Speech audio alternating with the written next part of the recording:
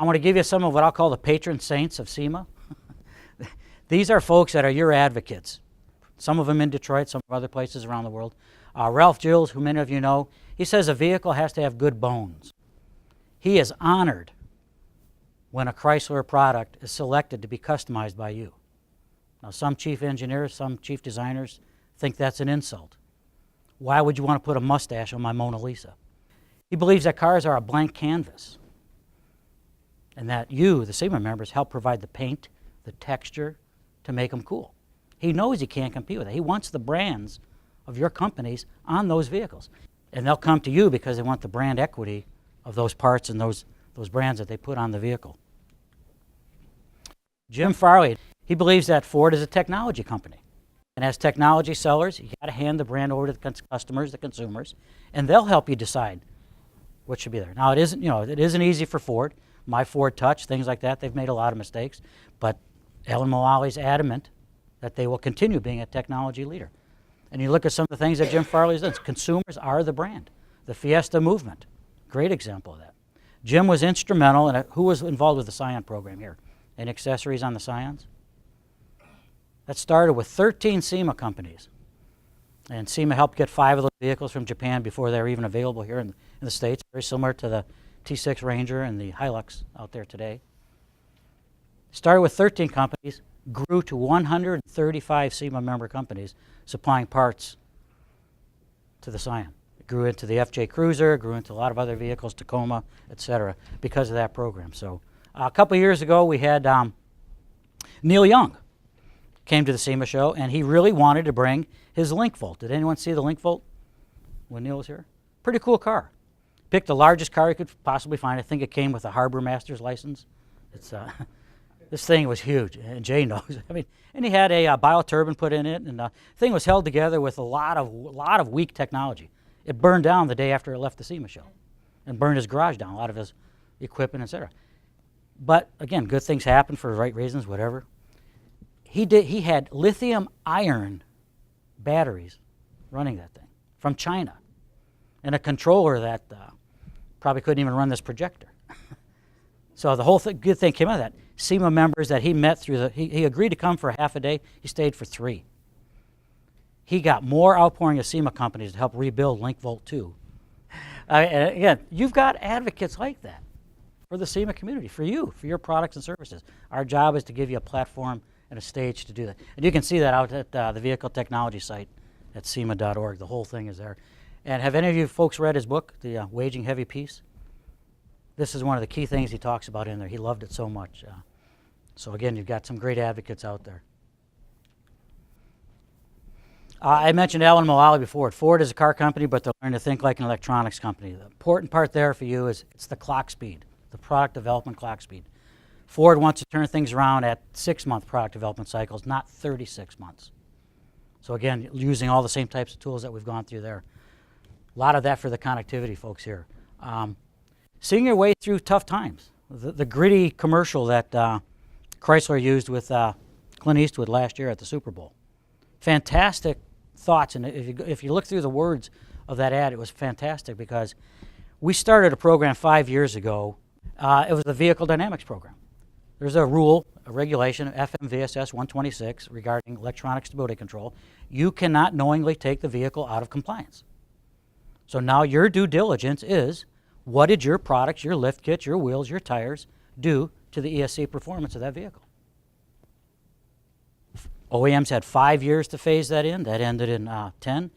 Last year, September 1st, 2012, the aftermarket had to comply. We've got a consortium of about 12 vehicles we put through the program with Hellwig, Eibach, Superlift, Rancho, etc. Lots of different vehicles. Literally, ProComp put their vehicle through our process, what we call hardware in the loop and the physical testing, took the data from the SEMA program back into General Motors, and the engineer said this is how we would have done it. So an engineering product development tool became a sales tool.